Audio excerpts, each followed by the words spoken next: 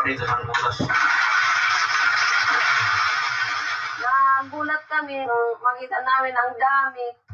Sakto at matagal na raw palang plano ni Joel na bumili ng brand new na motor. Maliit pa ako hanggang nagkaedad. Pangarap ko talaga premium na scooter na motor, yung halaga 150,000. Saan nga ba nang galing ang Santa Makmak na barya? Si Joel may nilinaw. Ang batya-batyang barya na nakuha niya sa pader. Sarili pala niyang ipon. Nagsimula ako mag-ipon, June 2023, lampas isang taon. Noon pa man, mas sinop na raw talaga si Joel sa pera. Nag-iipon talaga ako ng pera. Masal ka na siya, may lata, may plastic, doon ko inaalagay. Seryoso raw kasi siya na mabili ang pangarap niyang motor. At para araw-araw so 2 makita years. ang kanyang ipon mula sa kanilang negosyo, inihulog niya ang mga ito sa dingding ng kanilang kwarto. Mas maganda sa kwarto kasi nababantayan ko at saka nasisiyahan yung mga anak ko sa hulog ng mga coins. Lala.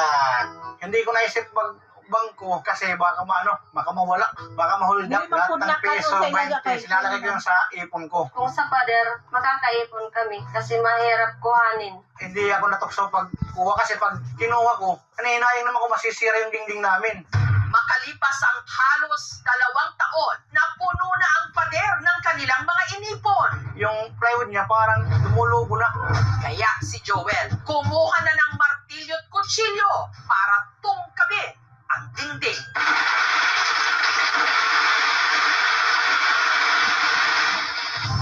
Magkano naman kaya ang inabot nito? Ang estimate ko doon, mga 60,000, kanyo lang estimate ko.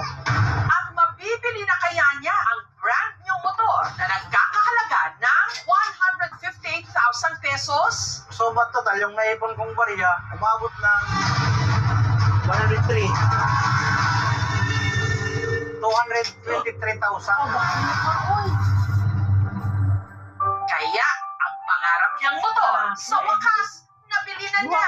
Kaya parang 158,000 in cash. Matagal-tagal ko na pinapangarap. Nakuha ko rin ang premium scooter na pinapangarap kong motor. Yung natirang pera, pinagawa ko sa kusina. May pinagawa ko na rin para maging maganda yung kulay. Ang pinag-iipunan naman daw ni Joel ngayon, ang kasal nila ni Evelyn. 15 years, hindi pa kami kasal ng asawa ko. Masaya na din ako na mag-iipon din kami.